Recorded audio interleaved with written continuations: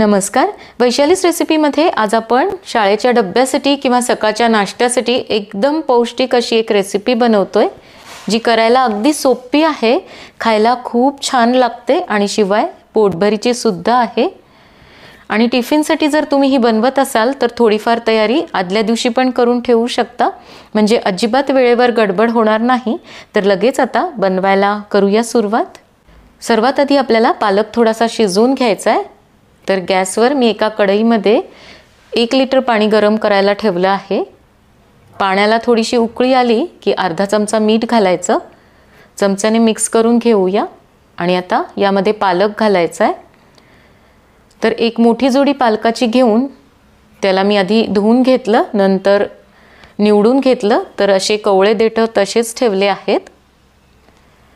सगळा पालक घालून झाला की चमच्याने मिक्स करून घेऊया आणि आता उकळी येईपर्यंत थांबायचं आहे. तर आता तुम्हाला इथे दिसत असेल 2 मिनिटातच याला उकळी आलेली आहे. तर हा पालक यामध्ये आपल्याला फक्त 2 मिनिट ठेवायचा आहे. जास्त वेळ जर ठेवला तर पालकाचा रंग बदलतो. तर आता गॅस बंद करूया.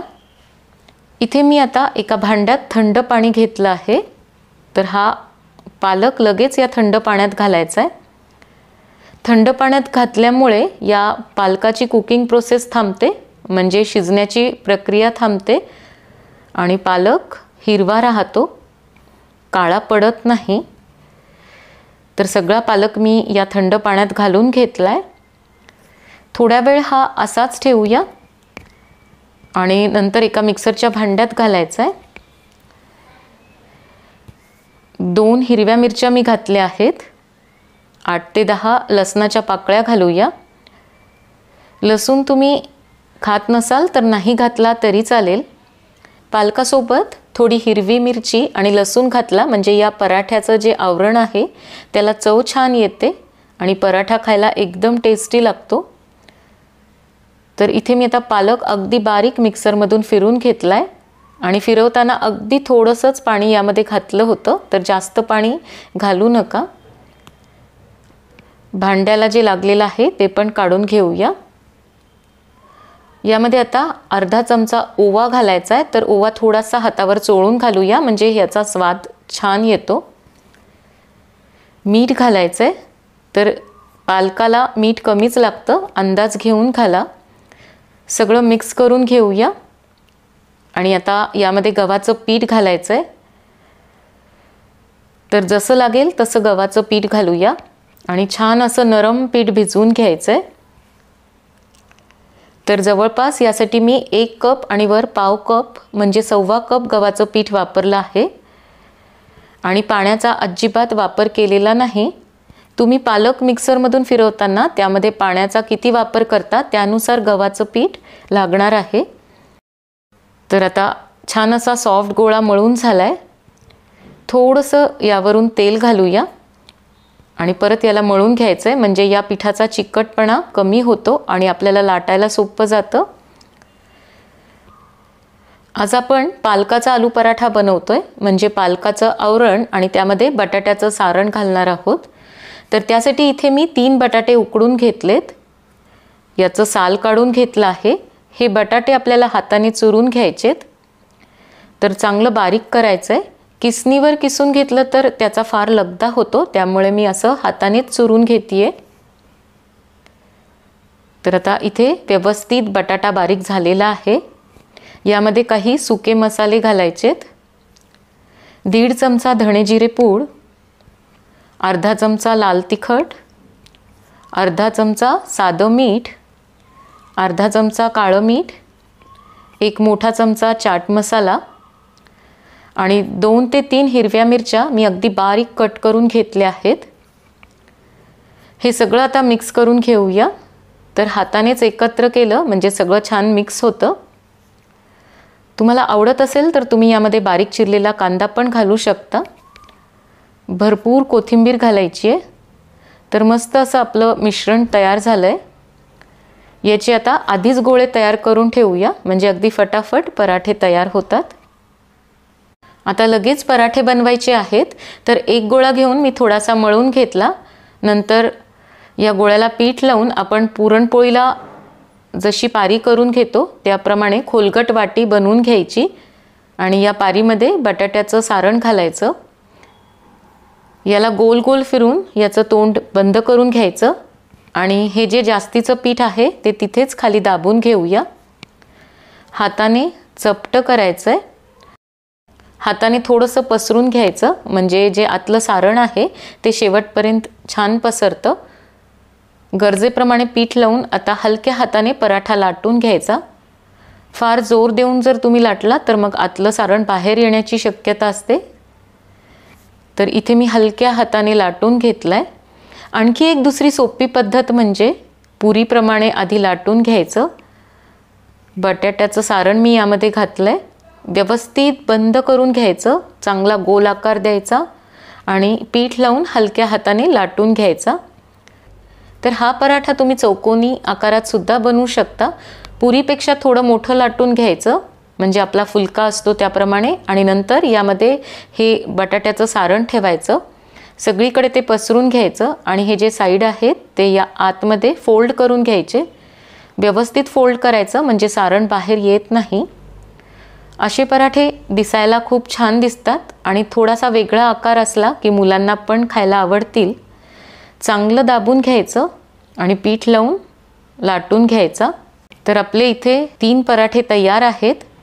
तवा मी आधीच गरम करायला ठेवला होता. आता छान गरम झालेला आहे. त्यावर हा पराठा घालूया आणि सुरुवातीला गॅसची फ्लेम कमीच ठेवायची. वरून थोडासा कोरडा झाला की मग पलटून घ्यायचा आणि याला तेल किंवा तूप तुम्ही काहीही लावू शकता किंवा बटर लावून सुद्धा हे पराठे खायला खूप छान लागतात. कधी कधी आपल्यालाही थोडंसं बटर खायला काहीच हरकत नाही. रविवारी मी असे पदार्थ बनवत असते किंवा घरचं लोणीसुद्धा तुम्ही याला लावू शकता. तर आता मी गॅसची फ्लेम मीडियमवर ठेवली आहे आणि मीडियम गॅसवरच हा भाजून घ्यायचा आहे म्हणजे अगदी खरपूस भाजला जातो. तर दोन्ही बाजूने मी तेल लावून घेतलं आहे. चांगला दाबून दाबून भाजून घेतला आहे. व्यवस्थित भाजून झालेला आहे. खरपूस दिसतोय आणि जो आपण चौकोनी लाटून घेतला होता तो पण तव्यावर घालायचा आहे. थोडासा कोरडा झाला की पलटून घ्यायचा. दोन्ही बाजूने तेल लावून व्यवस्थित भाजून घ्यायचा. तर हा पण एकदम मस्त भाजला गेला आहे. हे पराठे तुम्ही मुलांना लोणच्यासोबत, दह्यासोबत डब्यामध्ये देऊ शकता. पालकासोबत आपण यामध्ये थोडासा ओवा पण घातला आहे आणि शिवाय बटाट्याचं सारण पण आतमध्ये घातलं आहे. त्यामुळे हा पराठा खायला अप्रतिम असा लागतो. नाश्त्यासाठी, टिफिनसाठी किंवा अगदी मी तर बऱ्याच वेळेस रात्रीच्या जेवणात हा पराठा बनवते. आंब्याच्या लोणच्यासोबत खायला एकदम भारी लागतो. पण तांदळाचे अप्पे बनवतोय तर यासाठी इथे मी 1 कप बाजारात जे इडलीचे तांदूळ मिळतात ते घेतले आहेत. तर तुम्ही यासाठी कुठलाही तांदूळ वापरला तर चालेल. हे तांदूळ मी 2 वेळेस पाण्याने आधी स्वच्छ धुवून घेतले आणि नंतर 3 तास पाण्यात भिजवत ठेवले होते. तुम्ही रात्रभर भिजवत ठेवले तरी काहीच हरकत नाही. आणि यासाठी तुम्ही कुठलाही तांदूळ वापरू शकता. कुठलाही रोज ज्याचा भात बनवता तो वापरला तरी चालेल. आता 3 तास झाले आहेत तर हे तांदूळ आपले छान भिजलेले आहेत. यातलं पाणी काढून टाकूया आणि हे तांदूळ आता एका मिक्सरच्या भांड्यात घालायचेत आणि मिक्सरच्या भांड्यात घालून हे वाटून घ्यायचेत. आणि वाटताना गरजे इतकंच यामध्ये पाणी घालायचं. फार जास्तही पाणी घालू नका. तर अशा पद्धतीने हे तांदूळ मी इथे वाटून घेतलेत. चमच्यावर घेऊन दाखवते. फार बारीक केलं नाही. आपला बारीक रवा असतो त्याप्रमाणे वाटून घेतलंय. माझ्या हाताला थोडीशी खरखर लागतीये तर असेच आपल्याला वाटून घ्यायचेत. थोडं रवाळ पीठ असलं म्हणजे हे अप्पे खायला खूप छान लागतात. एकदम क्रिस्पी तयार होतात. तर हे पीठ आता आपण बाजूला ठेवूया. इथे मी आता एक मोठ्या आकाराचा उकडलेला बटाटा घेतला आहे. तो बारीक करून घ्यायचा आहे. तर माझ्याकडे हे पाव भाजण्याचं आहे त्यानेच मी बारीक करून घेते. तुम्ही एखाद्या चमच्याने किंवा अगदी हाताने बारीक करून घेतलं तरी चालेल. फक्त आपल्याला हे पूर्ण बारीक करायचं आहे. तर आता व्यवस्थित हा बटाटा चुरून झालेला आहे. यामध्ये हे तांदळाचं मिश्रण घालूया. मिक्सरच्या भांड्याला थोडंसं पीठ राहिलं होतं तर यामध्येच मी पाणी घातलं आणि हे पाणी या पिठामध्ये घालूया. मीठ घालायचं आहे आणि हे सगळं आता चमच्याने मिक्स करून घेऊया. चांगलं एकजीव करून घ्यायचं आहे. हवं तर तुम्ही हाताने सुद्धा एकत्र करून घेऊ शकता, म्हणजे अगदी व्यवस्थित मिक्स होतं. यावरून घालण्यासाठी आता एक फोडणी तयार करून घेऊया. तर छोट्या कढईमध्ये मी 1 टेबलस्पून तेल घातलं आहे. तेल छान गरम झालं की अर्धा चमचा मोहरी घालायची आहे. अर्धा चमचा जिरे घालूया आणि जिरे छान तडतडायला लागले की 1 चमचा उडदाची डाळ घालायची आहे. तर उडदाची डाळ घातल्यानंतर मी गॅस बंद केला आहे, कारण कढई खूप गरम आहे, त्यामध्ये हे सगळं परतल्या जाईल. 3 ते 4 हिरव्या मिरच्या मी अगदी बारीक कट करून घेतल्या होत्या, त्या घालायच्या आहेत. थोडीशी कढीपत्त्याची पानं पण हाताने मी तोडून घेतली होती, म्हणजे त्याचा स्वाद या तेलामध्ये छान उतरतो. तर आता इथे आपली फोडणी तयार आहे. काही भाज्या पण मी कट करून घेतल्या आहेत, तर त्या यामध्ये घालायच्या आहेत. 1 कांदा बारीक चिरून घेतला होता. 1 गाजर पण किसून घेतलं होतं. पाव कप हिरवे मटार घालूया आणि पाव कप स्वीटकॉर्न पण घालायचे आहेत. तर भाज्या तुमच्याकडे ज्या असतील त्या तुम्ही घालू शकता. आणि पाव कप ओलं खोबरं पण मी किसून घेतलं होतं. तर ओलं खोबरं यामध्ये खूप छान लागतं, जरूर घाला. आणि आता ही तयार फोडणी या पिठावर घालूया. सगळं चमच्याने व्यवस्थित मिक्स करून घ्यायचं आहे आणि गरज पडली तरच पाणी घालायचं आहे. तर मस्त असं कलरफुल हे मिश्रण तयार झालं आहे, खूप छान दिसतंय. मी आधी सांगितल्याप्रमाणे तुमच्या आवडीप्रमाणे इतर भाज्यासुद्धा तुम्ही यामध्ये घालू शकता. मला हे मिश्रण थोडंसं घट्ट वाटतंय, तर मी आणखी थोडं पाणी यामध्ये घातलं आहे. परत चांगलं मिक्स करून घ्यायचं आहे. तर आता हे मिश्रण असं तयार झालं आहे. यामध्ये 1 चमचा इनो फ्रूट सॉल्ट घालूया. त्यावरून थोडंसं पाणी घालायचं आहे, किंवा तुम्ही अर्धा चमचा सोडासुद्धा घालू शकता.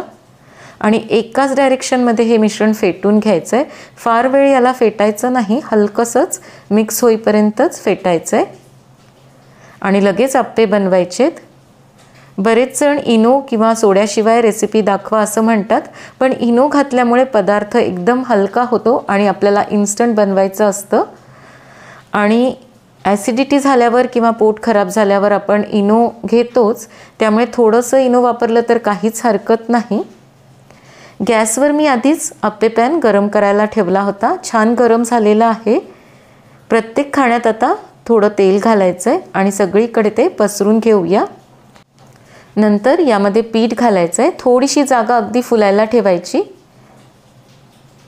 तर सगळ्या खाण्यात मी आता पीठ घालून घेतलं आहे. गॅसची फ्लेम लो टू मीडियमच्या मध्ये ठेवूया आणि यावर झाकण ठेवून हे भाजून घ्यायचेत. तर साधारण आता 3 ते 4 मिनिट झाली आहेत. झाकण काढून पाहूया. मस्त असे हे आप्पे फुगले आहेत. कडेने थोडंसं तेल सोडायचं आहे, तर तेल तुम्ही तुमच्या गरजेप्रमाणे वापरू शकता. पलटून घ्यायचेत. मस्त असे भाजल्या गेलेत, खूप छान याला रंग आलाय. मधल्या भागातले आप्पे पटकन भाजले जातात, पण कडेचे भाजायला थोडासा वेळ लागतो. तर गॅसची फ्लेम आता थोडीशी मोठी करूया आणि हे कडेचे पण चांगले भाजून घ्यायचेत. खालच्या बाजूनी आता हे झालेले आहेत, पलटून घेऊया. एकदम मस्त असे भाजल्या गेलेत. उलटसुलट करून छान भाजून घ्यायचेत आणि दोन्ही बाजूने भाजून झाले की मग काढून घ्यायचेत. तर अगदी मस्त असे हे खरपूस दिसत आहेत. आता काढून घेऊया आणि अशाच पद्धतीने बाकीचे पण भाजून घ्यायचेत.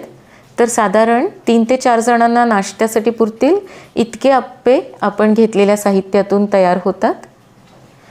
यासोबत खाण्यासाठी आता एक झटपट चटणी बनवूया. 1 वाटी ओल्या खोबऱ्याचे मी काप करून घेतलेत, ते एका मिक्सरच्या भांड्यात घालायचेत. 5 ते 6 हिरव्या मिरच्या, 1 टेबलस्पून डाळवं, 1 टेबलस्पून भाजलेले शेंगदाणे.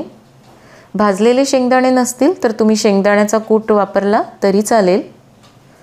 थोडीशी चिंच घालूया किंवा तुम्ही लिंबाचा रससुद्धा घालू शकता. चवीनुसार मीठ घालायचं आहे आणि आता पाणी घालून मिक्सरमधून ही चटणी वाटून घेऊया। थोडंसं वाटून घेतल्यानंतर यामध्ये कोथिंबीर घालायची। असं केल्यामुळे चटणीला छान रंग येतो आणि परत ही फिरून घेऊया।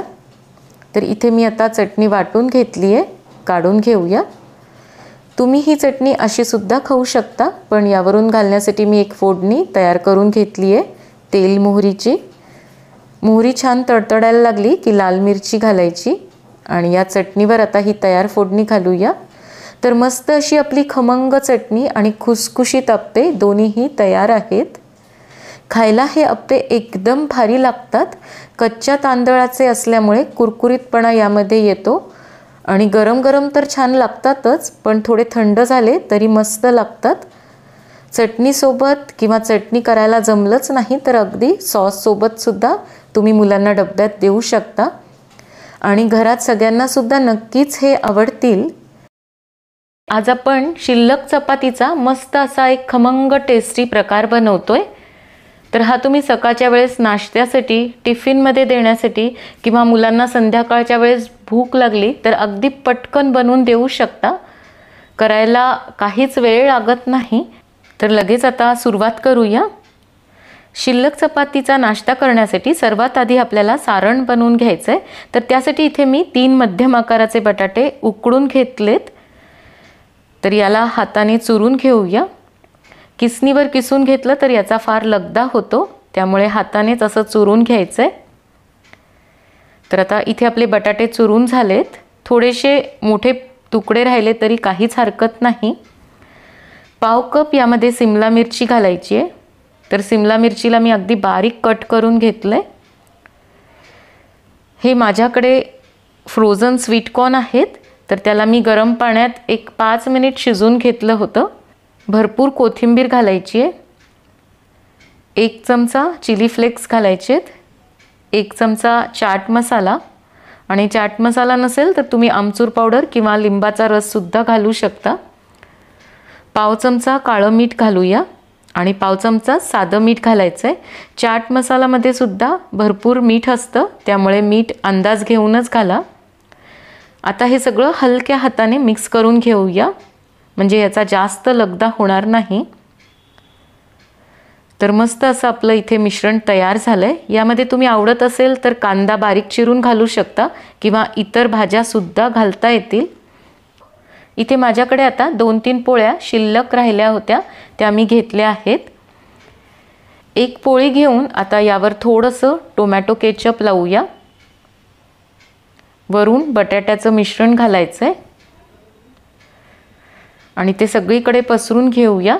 व्यवस्थित दाबून घ्यायचं। नंतर मी थोडीशी बारीक शेव घातली आहे। तर शेव तुमच्याकडे असेल तर घाला, घातली नाही तरी चालते।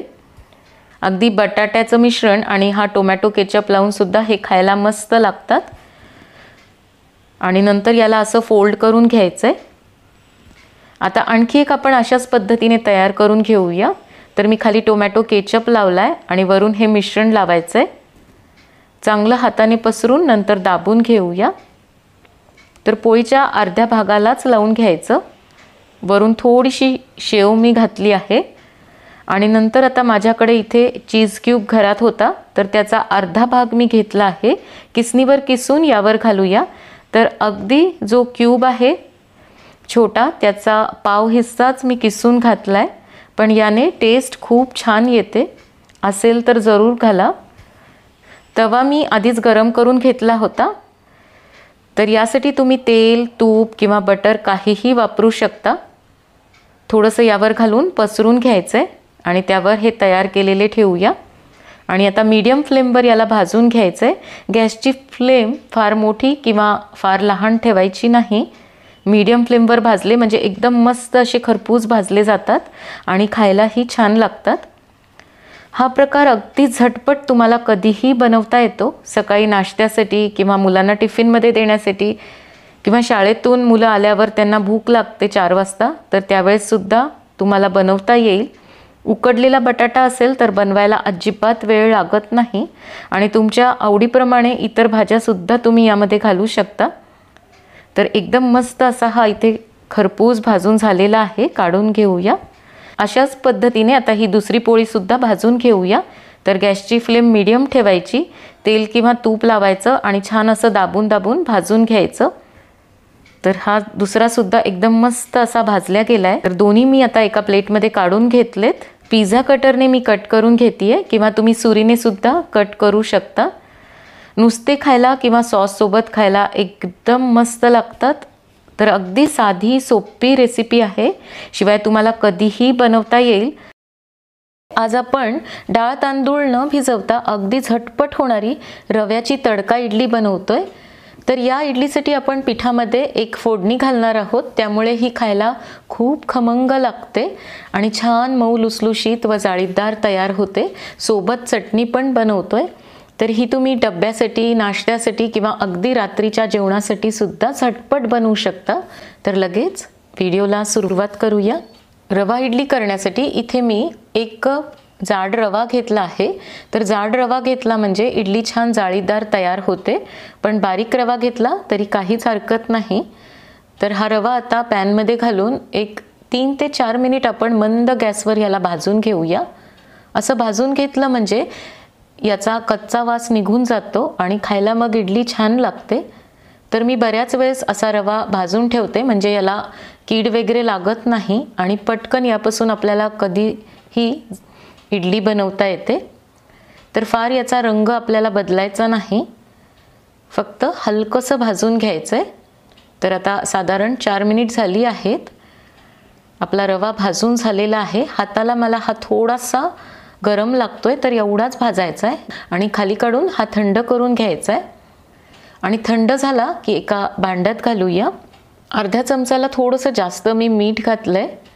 चमच्याने हे दोन्ही मिक्स करून घ्यायचं आहे आणि आता दही घालायचं आहे। तर इथे मी अर्धा कप घट्ट दही घेतलंय। तर दही घातल्यामुळे फर्मेंटेशन छान होतं। आपण ही इन्स्टंट इडली बनवतोय, त्यामुळे दही घालणं गरजेचं आहे। तर चव पण दह्यामुळे इडलीला एकदम छान येते। आता पाणी घालून पीठ भिजवून घेऊया। तर सुरुवातीला अर्धा कपच पाणी घालायचं आहे आणि गरज पडली तर नंतर घालूया, कारण रव्याप्रमाणे आपल्याला पाणी लागणार आहे। काही रवा जास्त पाणी पितो, तर काहीला कमी पाणी लागतं। चमच्याने छान मिक्स करून घ्यायचं आहे। तर हे असं पीठ आता तयार झालेलं आहे। एवढं घट्ट मी ठेवलंय। हे असंच आता आपण एक 20 ते 25 मिनिट झाकून ठेवूया। तुम्ही अर्धा तास ठेवलं तरी चालेल। आता या इडली स्टँडला पण तेल लावून घेऊया। ही तयारी आधीच करून ठेवली म्हणजे मग लगेच इडलीचं पीठ तयार झालं की या मोल्ड्समध्ये घालता येतं। पीठ भिजतंय तोपर्यंत आपण चटणी बनवून घेऊया। तर त्यासाठी मी इथे अर्धा कप ओलं खोबरं घेतलंय, तर त्याचे काप करून घेतलेत किंवा तुम्ही सुकं खोबरं सुद्धा वापरू शकता। 1 टेबलस्पून डाळवं, 2 ते 3 हिरव्या मिरच्या घेतल्या आहेत, चवीनुसार मीठ आणि छोटा आल्याचा तुकडा पण घातलाय, थोडीशी कोथिंबीर आणि कोथिंबीरीचा अर्धा मी इथे पुदिना घेतला आहे। तर पुदिना घातल्यामुळे ही चटणी खायला खूप मस्त लागते। 1 चमचा दही घालायचं आहे आणि दही नसेल तर लिंबाचा रस किंवा चिंच सुद्धा तुम्ही वापरू शकता। आणि आता पाणी घालून ही मिक्सरमधून अगदी बारीक वाटून घेऊया। तर चटणी मी इथे मिक्सरमधून बारीक करून घेतली आहे। आता फोडणीसाठी तेल पण गरम झालेलं आहे। यामध्ये अर्धा चमचा मोहरी घातली आहे, नंतर 7 ते 8 कढीपत्त्याची पानं आणि 2 लाल मिरच्या घातल्या आहेत। ही तयार फोडणी आता या चटणीवरून घालूया। तर आपली खमंग अशी चटणी सुद्धा आता तयार आहे। पिठामध्ये घालण्यासाठी आपल्याला एक फोडणी बनवायची आहे। त्यासाठी मी कढईमध्ये तेल घातलंय, 1 चमचा मोहरी घालूया। मोहरी छान तडतडायला सुरुवात झाली की लगेच 1 चमचा उडदाची डाळ घालूया आणि उडदाची डाळ थोडीशी गुलाबी झाली की 2 ते 3 हिरव्या मिरच्या मी बारीक कट करून घेतल्या आहेत, त्या घालायच्या आहेत।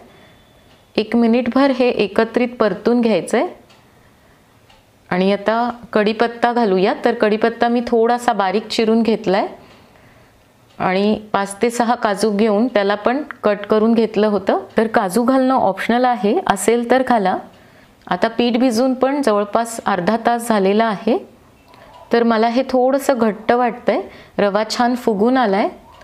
तर यामध्ये मी आणखी पाव कप पाणी घातले, तर एकूण यासाठी आपण पाऊण कप पाणी वापरलेलं आहे। पण तुमचा रवा कसा आहे त्यानुसार पाण्याचं प्रमाण थोडंफार कमी जास्त लागू शकतं।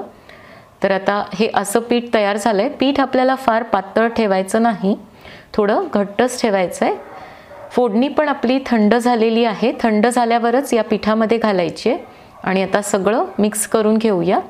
तर यामध्ये तुम्ही भाज्यासुद्धा घालू शकता, गाजर, सिमला मिरची, ग्रीन पीस, स्वीट कॉर्न तुम्हाला घालता येतील।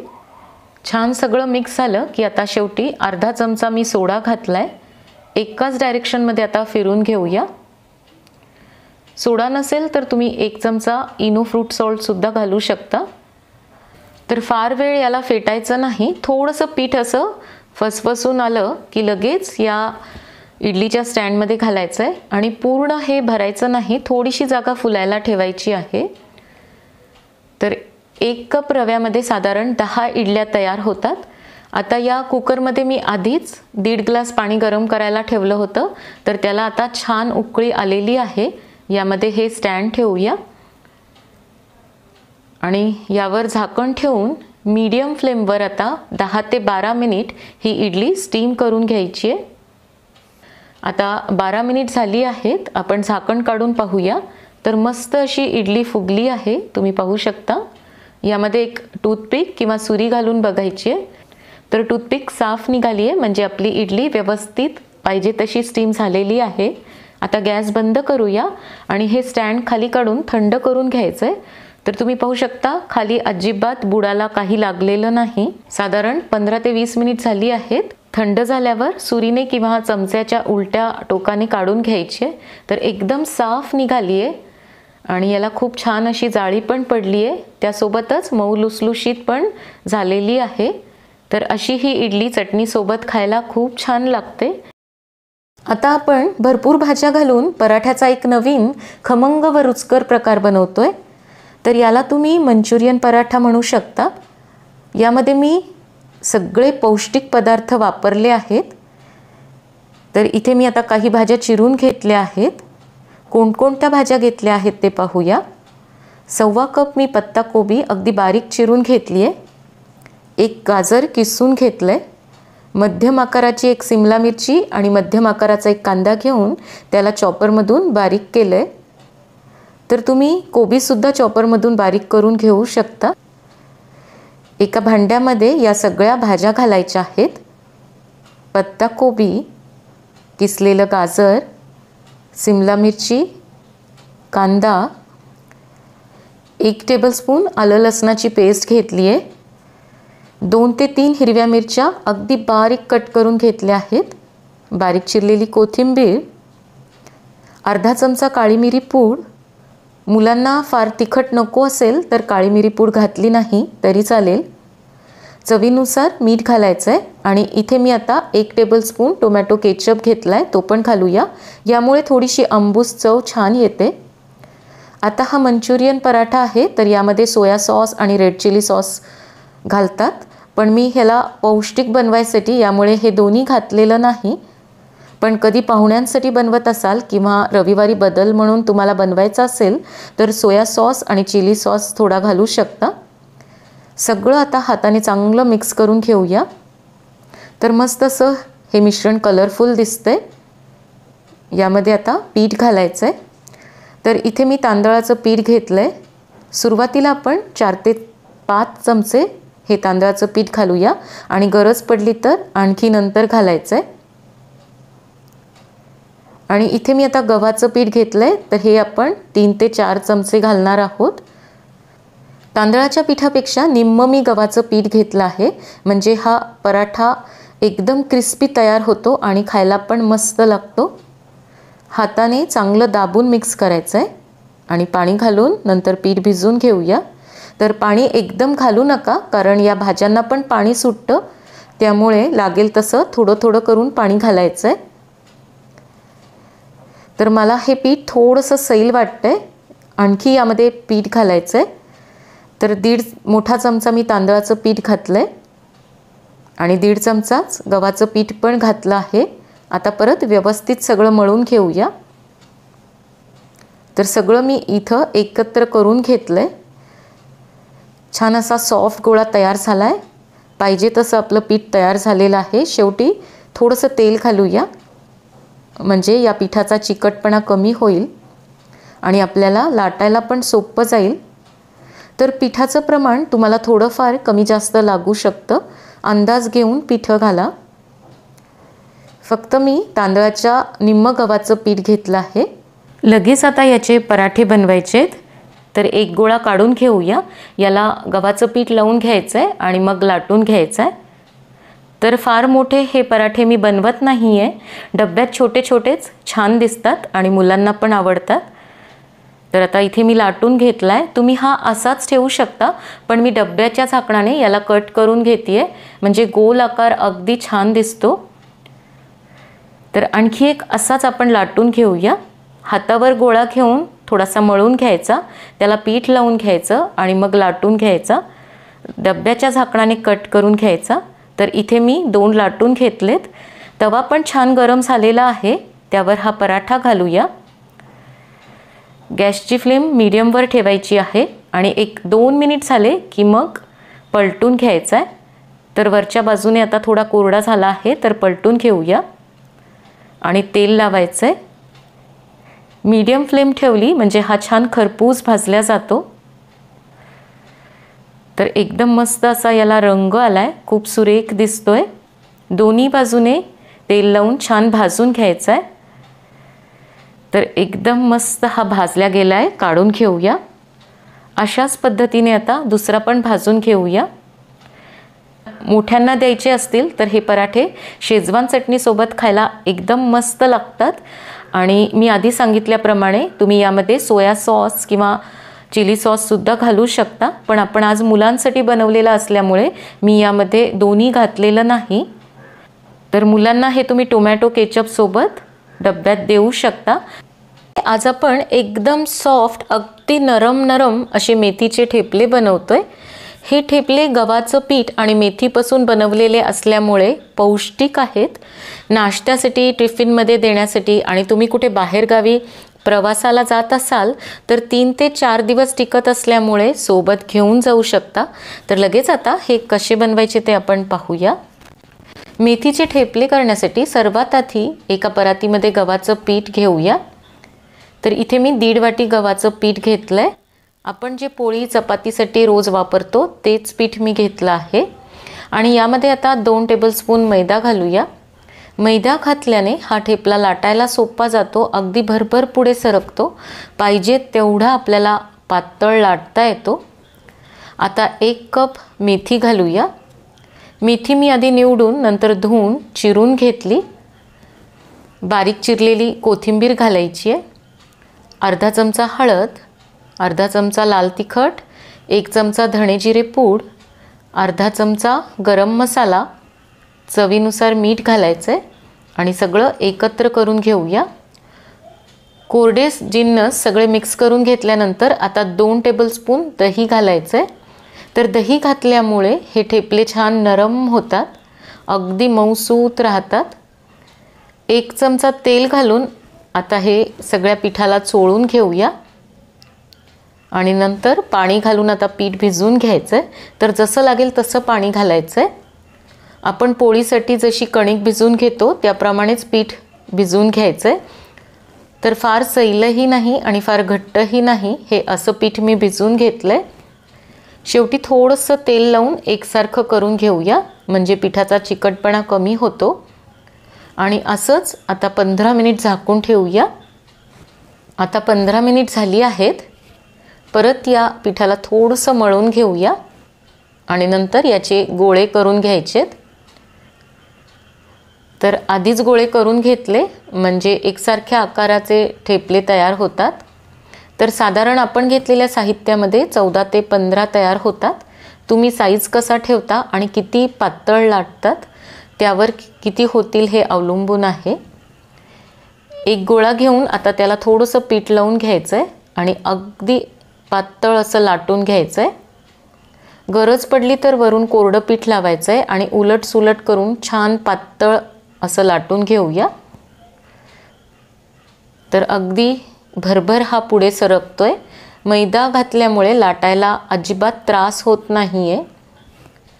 तर इथे मी आता हा लाटून घेतला आहे. एवढा पातळ ठेवला आहे. जितका पातळ ठेवला तेवढा हा खायला छान लागतो. आणखी एक आपण अशाच पद्धतीने लाटून घेऊया. तर गोळा घेऊन थोडासा मळून घ्यायचा आणि मग गरजेप्रमाणे पीठ लावून लाटून घ्यायचं. तुम्ही हवं तर याला एखाद्या डब्याच्या झाकणाने कट करून घेऊ शकता, पण मी असेच लाटून घेतले आहेत. तवा पण चांगला गरम झालेला आहे. यावर सुरुवातीला अगदी 2 ते 3 थेंब तेल घालूया आणि एकसारखं सगळीकडे पसरवून घ्यायचं आहे. असं केल्याने या तव्याला नॉनस्टिकसारखं लेअर तयार होतं आणि मग तुम्ही चपाती, पोळी किंवा हा ठेपला बनवला तरी तो चिकटत नाही. तर तेल फक्त आपल्याला पहिल्यांदाच लावायचं आहे. यावर आता हा ठेपला घालूया.